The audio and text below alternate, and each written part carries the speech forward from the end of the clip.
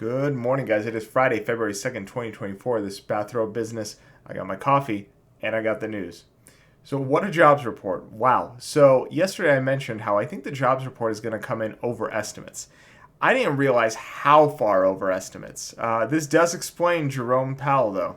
So, we thought that, or I should say, the Dow Jones estimate was 185,000 jobs added. The actual jobs added in January were 353,000, almost double that number. Unemployment stayed at 3.7%. The Dow thought that it would go up to 3.8. And then the story deepens. So on a year-over-year basis, wages jumped 4.5%. So job growth is at 4.5%. And in addition, they revised their previous numbers from December and November. So December and November is actually stronger than originally estimated. December jobs gains totaled 333,000, an upward revision of 117,000 from the initial estimate. So they underestimated jobs by 117,000 for the December numbers when I reported those to you almost a month ago. So that means that these numbers might actually also be underestimates. So we'll get revised numbers sometime in February, but because they underestimated for November, December, I wouldn't be surprised if they underestimated for January. The November numbers were also revised to 182,000. That's 9,000 higher than the original estimate. The Atlanta GDP tracker is also estimating that the fourth quarter GDP growth is going to be 4.2%. So, wow, the economy isn't just going strong, it's going insanely strong. This does not surprise me. I did doubt myself for a second there. I started reporting that, I guess I'm wrong. The common consensus is right. Inflation is under control and interest rates are going to be cut. But then every time I look at the data, I'd be like, no, but there's the job growth is too strong. There's still too much inflationary pressure. I don't see a need to cut interest rates because it would do nothing other than cause inflationary pressure. When the economy is going good, you don't add more fuel to the fire. You decrease the burn. And you decrease the burn by either maintaining interest rates or, if it's really bad, you raise interest rates. And I started to doubt myself because so many people were like, no, it's going to be cut. It's going to be cut. Just wait for it. And then we got the poor jobs report from the ADP numbers just a couple days ago. That was on Wednesday.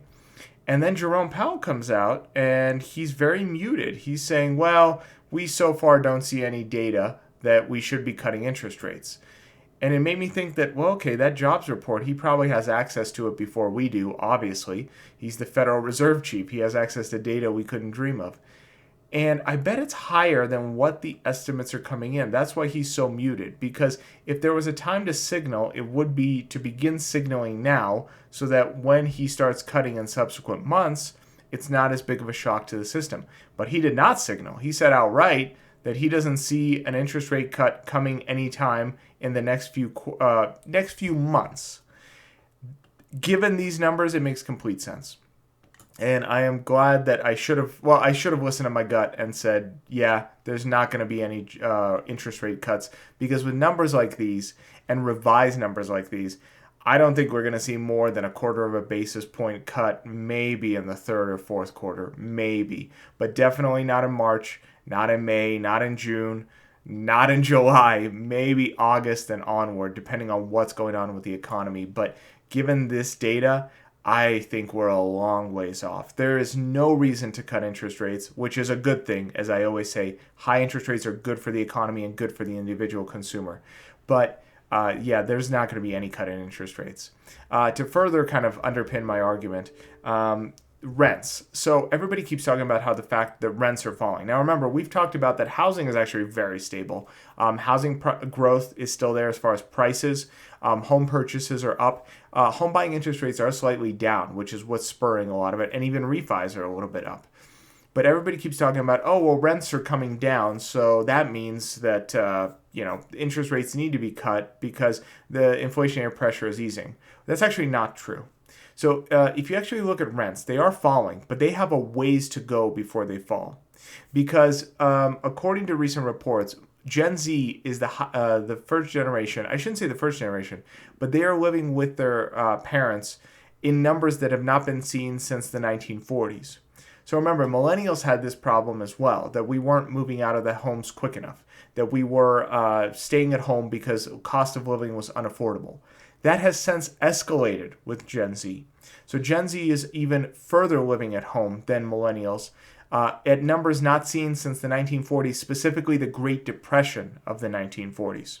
So we are still at rent rates that are completely unaffordable. You're not supposed to spend more than 30% on rent, but the average American is. They're spending more, closer to like 40% on rent. So even though rents are dropping, they're not dropping as far as they need to in order to have affordable rents.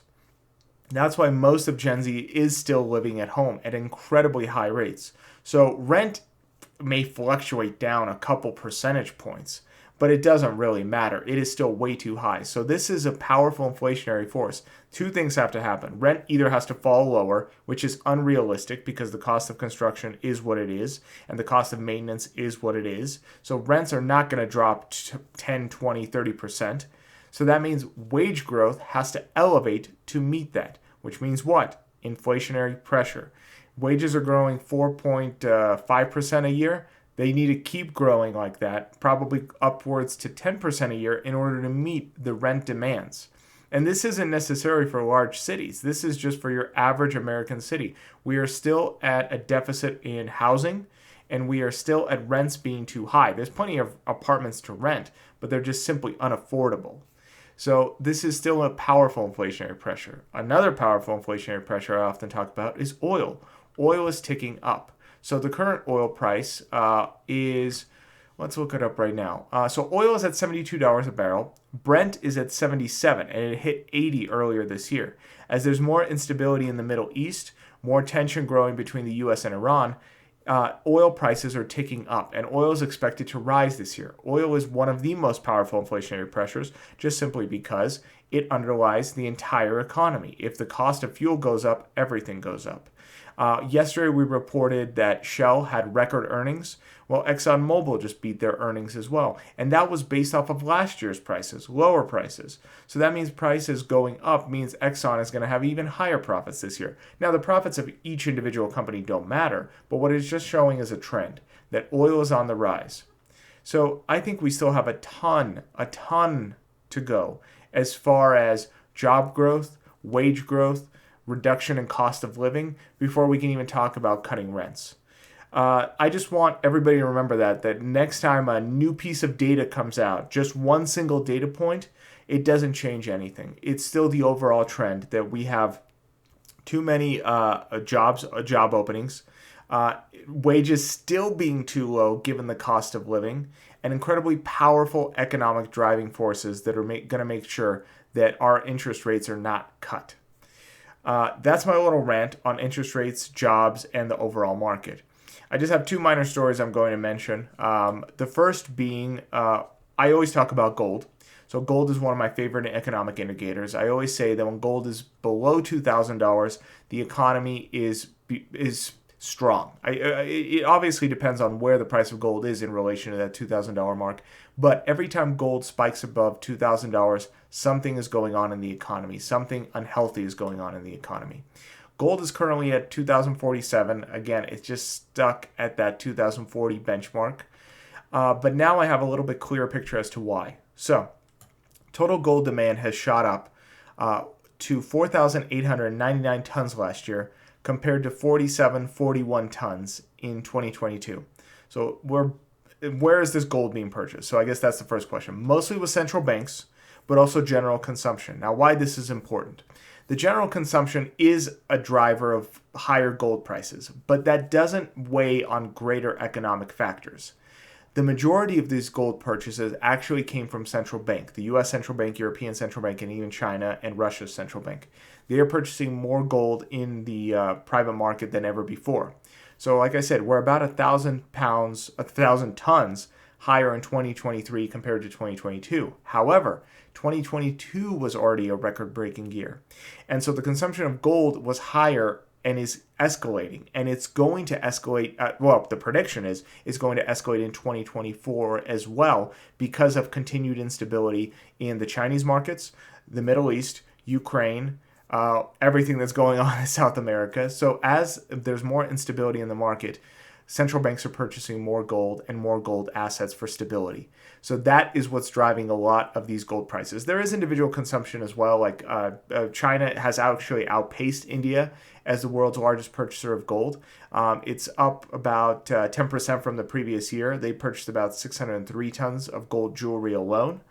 And the Year of the Dragon is expected to drive that a little bit higher as well, because it's part. This is where I blank a little bit. This is according to the article I read. It's according to the Chinese customs and traditions, because it's supposed to be a great year to have children. There's going to be more gift giving with gold. So according to that story, the culture is going to drive gold prices higher. I don't know about that. That's just what I'm reporting. But I do think that the general trend of central banks purchasing more gold is going to continue. So the gold price is going to surge higher. I wouldn't be surprised if by summer we're above 2,100. But that does kind of underline my point, is that instability is driving that gold price higher. So even though the economy is doing fairly good, overall instability globally is driving that gold price higher, and it's likely to go higher. Until that is a little bit more stable, I'm still feeling very apprehensive about the economy in general. Last story is a minor one. I just thought it was interesting that Meta is surging 17% in the pre-market because they're offering their first dividend. Why that just matters. I think this is just the stock reaching a certain maturity level, and I think this is also the result of job cuts. So this is another way, like we talked about yesterday, every time one of these tech companies cuts jobs, it exponentially raises their economic growth. Their stock growth, I should say. And this is just another way they're doing it, is just manipulating kind of their own. I shouldn't say manipulating. They're manipulating. I guess I said it again. They are altering their stock price using financial tools, which is something that Silicon Valley did not traditionally do. So this is an interesting thing, because this was kind of old school industries. They would cut jobs, and their stock price would go up. They would offer a dividend, their stock price would go up. Silicon Valley always stayed away from it because they were the tech companies, and tech companies were based on growth and innovation.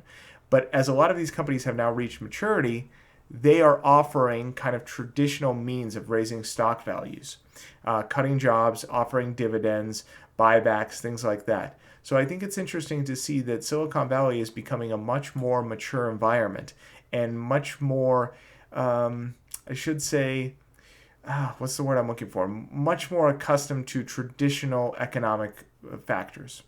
So rather than being the outliers, they are becoming just another standard. And it's interesting to see what the next big industry is going to be that is going to behave like Silicon Valley, that is going to have a growth mindset, because I think Silicon Valley has reached a maturity where it's not going to have that type of growth anymore, especially in the wake of these high interest rates.